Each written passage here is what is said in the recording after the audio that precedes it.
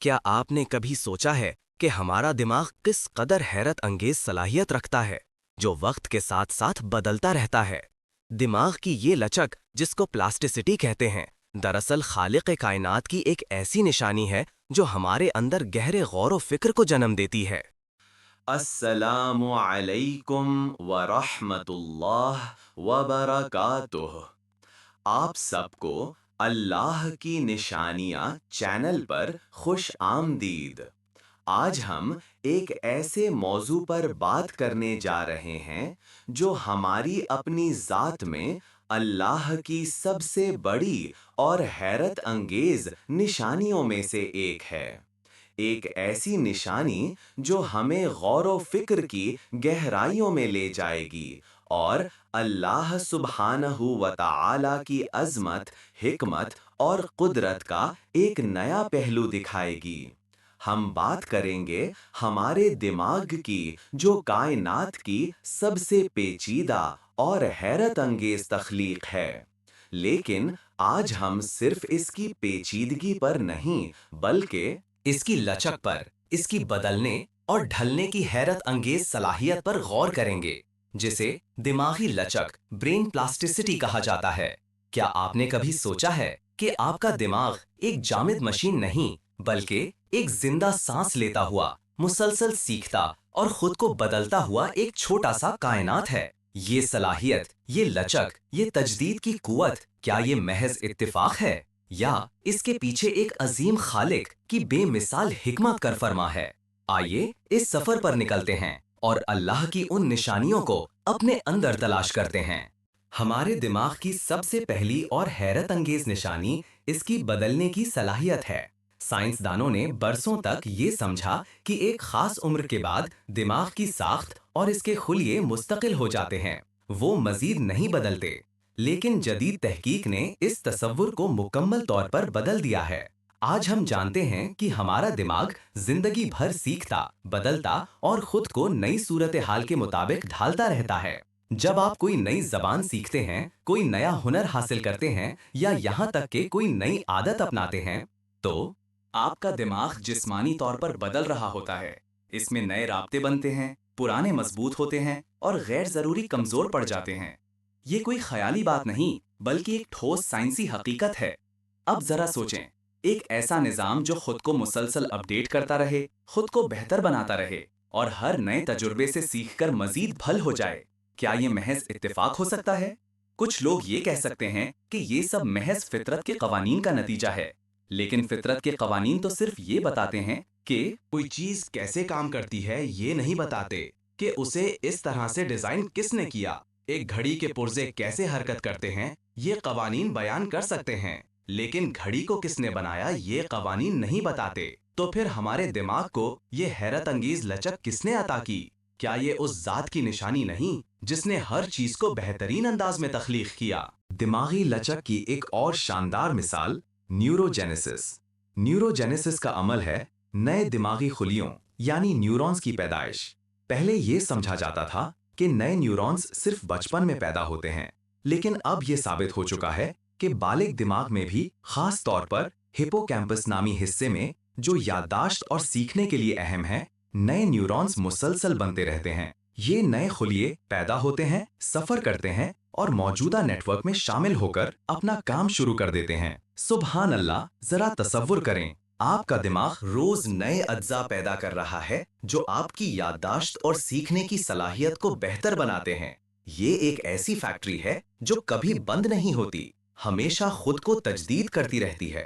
اگر یہ سب کچھ محض اتفاق ہے، تو کیا اتفاقاً ایک ایسا پیچیدہ نظام وجود میں آ سکتا ہے جو نہ صرف خود کو برقرار رکھے بلکہ مسلسل نئے اجزاء پیدا کر کے اپنی کارکردگی کو بہتر بھی بنائے؟ یہ تو ایسا ہے جیسے کوئی مشین خود بخود اپنے پرزے بناتی رہے اور انہیں صحیح جگہ پر فٹ کرتی رہے۔ کیا یہ کسی ذہین اور قادر مطلق خالق کی نشانی نہیں؟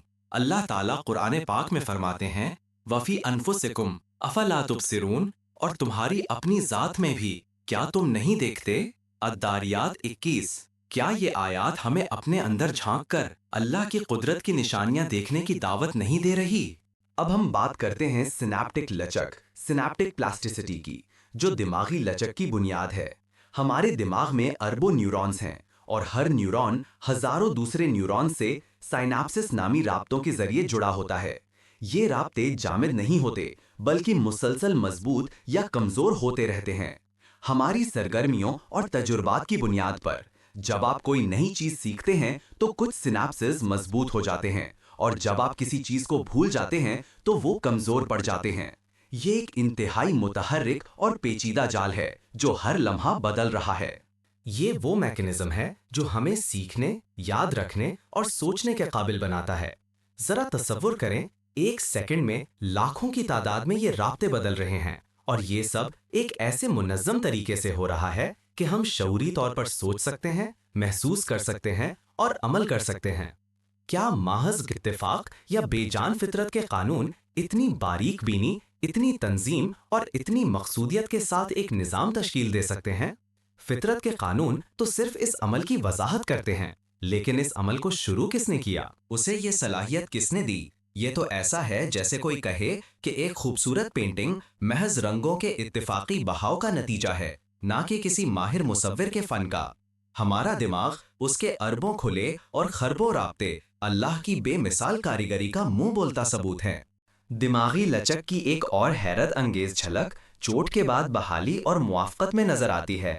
اگر دماغ کے کسی حصے کو چوٹ پہنچ جائے، مثلاً فالج کی صورت میں، تو اکثر اوقات دماغ کے دوسرے حصے متاثرہ حصے کا کام سنبھال لیتے ہیں۔ دماغ خود کو دوبارہ وائر کرتا ہے تاکہ کھوئی ہوئی صلاحیتوں کو کسی حد تک بحال کیا جا سکے۔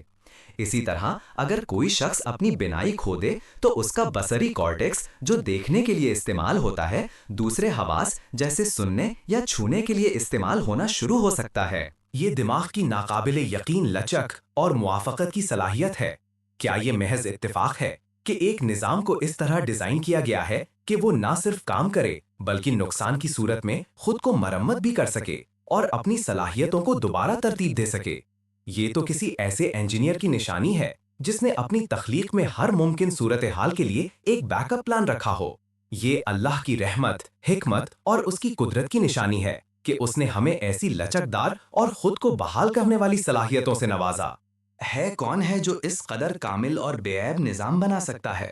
اللہ تعالیٰ قرآن میں فرماتے ہیں، الذی خلق 7 سماوات طباقا ما ترى في خلق الرحمن من تفاوت فارجع البصر هل ترى من فطور۔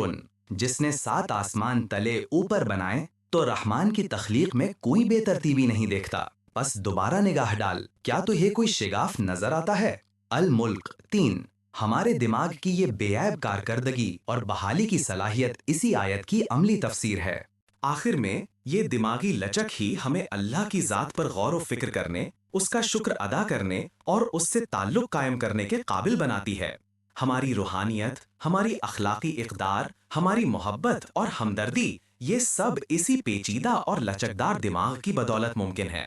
یہ دماغ ہمیں کائنات کی نشانیوں پر غور کرنے، قرآن کی آیتوں کو سمجھنے اور اللہ کی عظمت کو محسوس کرنے کی صلاحیت دیتا ہے۔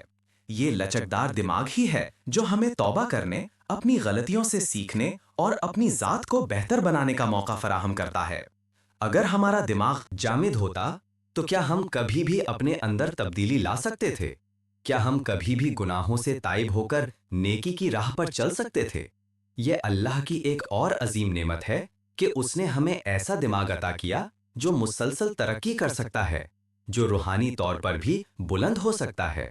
یہ اس ذات کی نشانی ہے جو نہ صرف ہمیں پیدا کرتا ہے بلکہ ہمیں اپنی طرف لوٹنے اور اپنی ذات کو پاک کرنے کا راستہ بھی دکھاتا ہے۔ عزیز ناظرین، آج ہم نے اپنے ہی اندر اللہ کی ایک عظیم نشانی دماغ کی لچک پر غور کیا۔